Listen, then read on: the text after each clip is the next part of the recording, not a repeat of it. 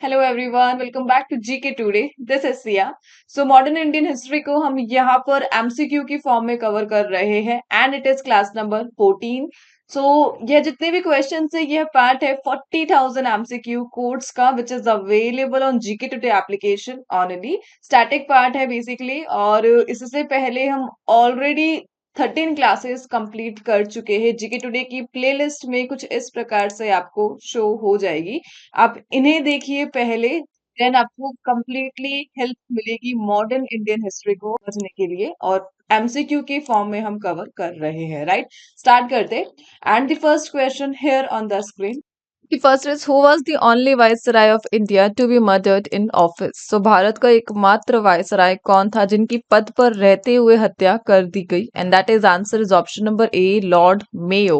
So Lord Mayo ये only viceroy of India है जिनकी ऑफिस में हत्या करवाई दी जाती है, और इनका असैसिनेशन 1872 में ही हुआ था जब यह अंडमान में पोर्ट ब्लेयर में कन्विक्ट सेटलमेंट की विजिट के लिए गए थे, और एक पठान कन्विक्ट के द्वारा इनका जो असैसिनेशन है करवाया जाता है। सो इनका नाम मेयो है, जो वायसराय है इंडिया के, और ऑफिस में रहते हुए इनकी हत्या करवाई दी जाती है। राइट, इसी के साथ यहाँ पे बात की जा रही the viceroy of India. So basically who was the first viceroy of India? That is Lord Canning. इनका नाम ध्यान रखना है, लॉर्ड केनिंग ये पहले वायसराय बने थे इंडिया के। और इसी के साथ जो फर्स्ट गवर्नर जनरल थे इंडिया के, दैट इज विलियम बेंटिक, और फर्स्ट गवर्नर जनरल बंगाल के, दैट इज हेस्टिंग। इन तीन के नाम आपको ध्यान रखने हैं। Let's move to the next slide. Which viceroy pass the famous Indian coinage and paper currency act? So simple question, Indian coinage and paper currency act 1899 को किसने इंप्लीमेंट करवाया था, पास करवाया था? And that is option number C, Curzon. So Curzon का importance इसीलिए क्योंकि इसने बंगाल का पार्टीशन करवाया था 1905 में, इसलिए कर्जन को याद किया जाता है। बेसिकली कर्जन ने बंगाल का पार्टीशन करवाया था हिस्ट्री में, इसी के लिए हम कर्जन को पढ़ते हैं। और Indian coinage and paper currency act को इसने पास करवाया था, और इंडिया को गोल्ड स्टैंडर्ड की कैटेगरी में पुट किया था। सो दैट इज कर्जन, जो कि वायसराय था इंडिया का, और coinage and paper currency act को इसने पास करवाया। The next Simon commission had visited India during the times of which among the following viceroy? So Simon commission आता है इंडिया, और किस वायसराय के टेन्यूर के टाइम पर साइमन कमीशन को अपॉइंट किया जाता है, जिसे लेड करता है sir John Simon? And that is answer है option number A, Lord Irwin. So Lord Irwin Mahatma Gandhi के साथ जिन्होंने मीटिंग करी थी, लॉर्ड इरविन ये वही वायसराय हैं। सो 1926 में लॉर्ड इरविन को अपॉइंट किया जाता है the 30th viceroy and governor general of India. The 1927 में जो 1919 का एक्ट आया था उसमें जितनी भी रिफॉर्म्स है उसे रिव्यू करने के लिए एक कमीशन को बनाया जाता है, दैट इज साइमन कमीशन, जिसे सर जॉन साइमन लेड कर रहे होते हैं। और 1927 में बेसिकली साइमन कमीशन को बनाया जाता है, बट एक भी इंडियन मेंबर इस कमीशन में नहीं था, इसीलिए हमने हिस्ट्री की बुक में पढ़ा था द नारा कि go back Simon commission, because इस कमीशन को बॉयकॉट किया गया था, लोगों ने इसे अप्रूव नहीं किया था। और जैसे ही ये इंडिया में एंट्री करता है लोग नारे लगाते हैं go back Simon commission, go back Simon commission. Basically main objective क्या था कि जो 1919 के रिफॉर्म एक्ट आया था उसमें जितने भी रिफॉर्म्स हुए थे उसको स्टडी करना इसका मेन ऑब्जेक्टिव रहने वाला था। Let's move to the next slide, and that is on which among the following dates the Gandhi Irwin pact was signed? So Gandhi Irwin pact यह कब साइन हुआ था? And that date is 5th of March 1931। Gandhi Irwin pact important है because इसके बाद जो civil disobedience movement था गांधी जी ने जो चलाया था उसका एंड होता है, बिकॉज यह साइन कर लिया गया था इंडिया और ब्रिटिश के साथ। सो जो गांधी जी अपना आंदोलन दोबारा ले लेते हैं, और उसके बाद वो जाते हैं राउंड टेबल कॉन्फ्रेंस लंदन में सेकंड में, और ये पैक्ट उससे पहले साइन हो जाता है। सो ओवरऑल डेट आपको ध्यान रखनी इंपॉर्टेंट है, 5th of March 1931 को महात्मा गांधी और उस टाइम के वायसराय लॉर्ड इरविन के बिटवीन साइन हुआ था the Gandhi Irwin pact. Right, let's move to the next question, on which among the following date Jallianwala Bagh massacre took place? So Jallianwala Bagh massacre ये कब हुआ था? And that is option number B, 13th April 1999, sorry 13th April 1919। So Amritsar में हुआ था लगभग at least 379 people इसमें मारे गए थे। किसके कहने पे हुआ था? ब्रिगेडियर जो भी था डायर, उसके ऑर्डर पर ब्रिटिश ट्रुप्स ने अमृतसर में जितनी भी अनआर्म सिविलियन की गैदरिंग हुई थी उन पर ओपन फायरिंग करी थी। और इसके प्रोटेस्ट में रविंद्रनाथ टैगोर ने अपना जो नाइटहुड का टाइटल था उसे त्याग दिया था। राइट। सो कब हुआ था जलियांवाला बाग? अमृतसर में 13 अप्रैल 1919 और बेसिकली उस टाइम पर कौन सा फेस्टिवल सेलिब्रेट किया जा रहा था? On the day of the massacre, and that is Baisakhi festival. Let's move to the next slide. Who was the chairman of the flag committee? So flag committee के chairman कौन थे? And that is option number C, doctor Rajendra Prasad. So doctor Rajendra Prasad ने ad hoc committee बनाई थी for the national flag in constitute assembly. और कब बनाई थी यह? 22 जुलाई 1947। सो फ्लैग को कब ऑफिशियली एक्सेप्ट किया गया था? 22 जुलाई 1947 with some modification. Right.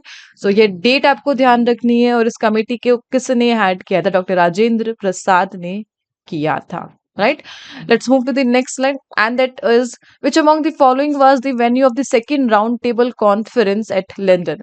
So second round table conference 1931 में यह होती है। और इसका वेन्यू कौन सा था? And that is option number A, Saint James Palace. यहाँ पे हुआ था सेकंड राउंड टेबल कॉन्फ्रेंस। इससे पहले गांधी इरविन पैक्ट को साइन किया जाता है। गांधी जी अपना जो सिविल डिसोबीडियंस मूवमेंट था उसे ले लेते हैं, स्टॉप कर देते हैं एंड पार्टिसिपेट करते हैं second round table conference. But India के लिए जो कॉन्फ्रेंस थी सक्सेसफुल साबित नहीं हुई थी। गांधी जी इससे काफी डिसएग्रीमेंट जो उनको मिला था और इंडिया को इंडिपेंडेंस दिलाने के लिए कुछ भी इनिशिएटिव यहाँ पे नहीं हुआ था। सो बेसिकली कब हुआ था? 1931 सितंबर से दिसंबर तक। लॉर्ड विलिंगडन थे उस टाइम पे, विलिंगडन, और गांधी ने कांग्रेस को रिप्रेजेंट किया था एक सोलो डेलीगेट के फॉर्म में। Right. Let's move to the next slide. Who among the following is known to have started portfolio system in India? So portfolio system को इंडिया में किसने इनिशिएट करा? And that is by Canning. So Canning का नाम important है। इसने start किया था the portfolio system in India 1859 में। उस टाइम पर गवर्नर जनरल था यह, और जो मेंबर्स थे अपने ओन डिपार्टमेंट के लिए रिस्पॉन्सिबल थे through the portfolio system. The next is, who among the following was the vice president of the अंतरिम government formed in 1946?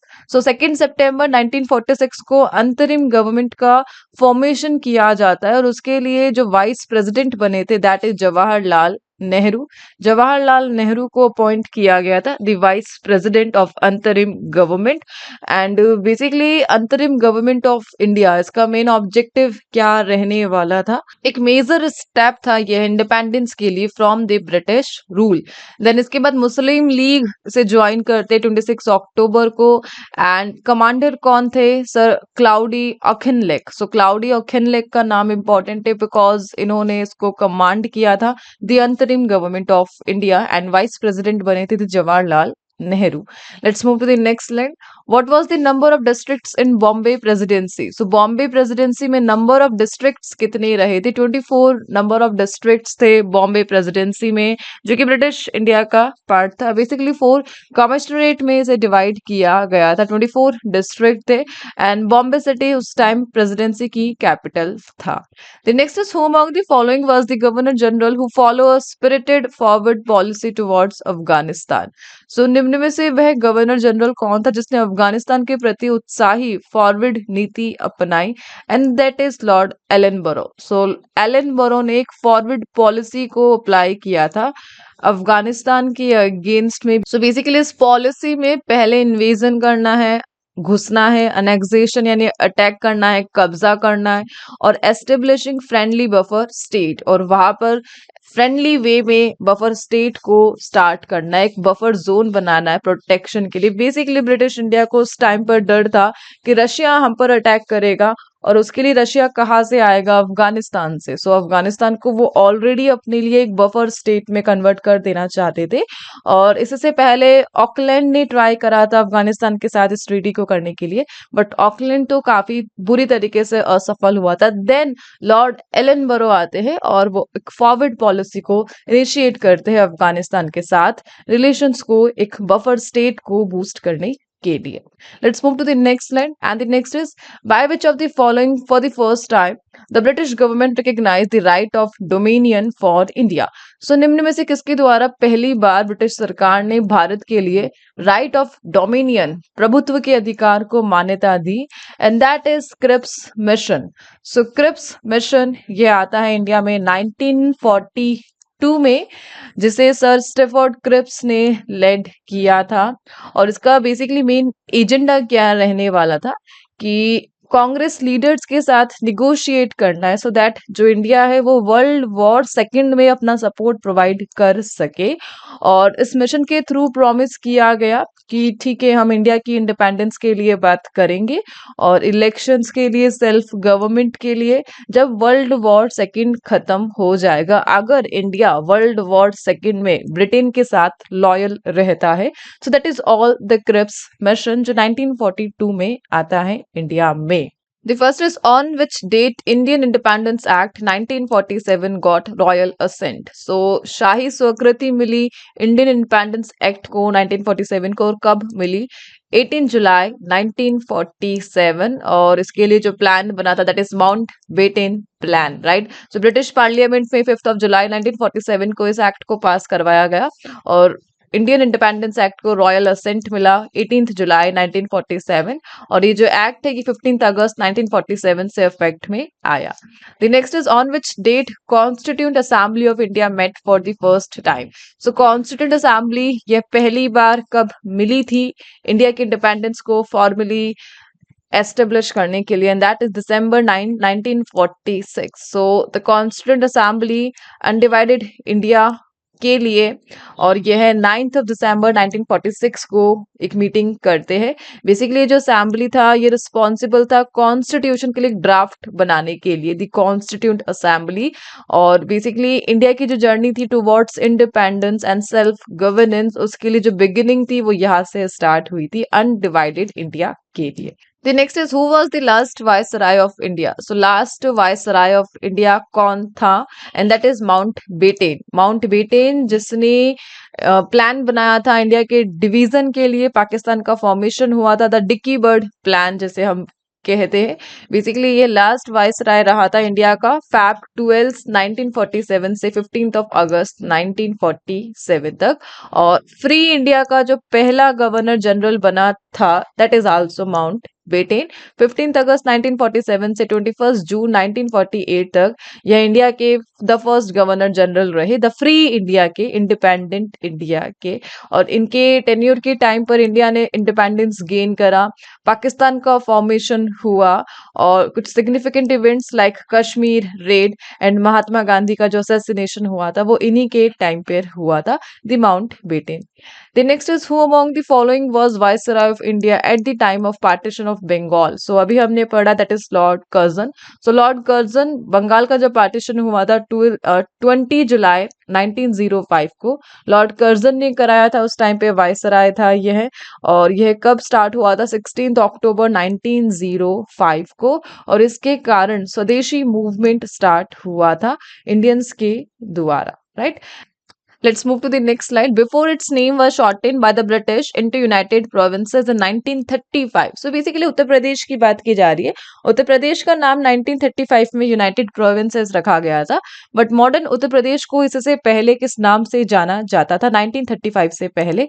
And that is United provinces of Agra and Awadh, इस नाम से जाना जाता था उत्तर प्रदेश को, राइट। सो ब्रिटिश प्रोविंस रहा करता था उत्तर प्रदेश का एरिया उस टाइम पर 1902 से 1947। देन 1935 में जो नाम था वो चेंज कर दिया जाता है, United provinces of Agra and Awadh की जगह ओनली यूनाइटेड प्रोविंसेस रखा जाता है गवर्नमेंट ऑफ इंडिया एक्ट के तहत। एंड एट लास्ट 2000 में उत्तराखंड को उत्तर प्रदेश से सेपरेट कर दिया जाता है 9 नवंबर 2000 को after independence, right. Let's move to the next slide. The next is on Feb 20, 1947, British government declared its intention to quit India by which date? So उस time पर ब्रिटिश के जो पीएम थे दैट इज एटली, वो एक announcement करते हैं कि इस डेट तक हम इंडिया को फ्री कर देंगे and that date is June 1948, right. और ये अनाउंसमेंट की जाती है 20 फैब 1947 को।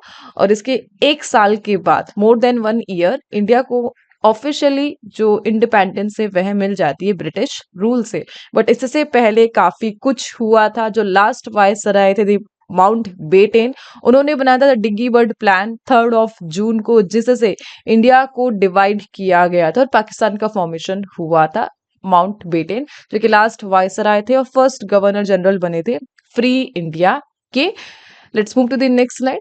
The next is Lord Wavell was the Viceroy of India at which of the following event? So Lord Wavell यह किस टाइम पर भारत के वायसराय थे? And that is cabinet mission plan. So cabinet mission plan के दौरान जो India के viceroy रहे थे that is the Lord Wavell. Important है बिकॉज सीआर फॉर्मूला, जो सीआर फॉर्मूला को डिस्कस किया गया था गांधी जी एंड मोहम्मद अली जिन्ना के बिटवीन 1944 में, उस टाइम पर वायसराय थे द लॉर्ड वेवेल।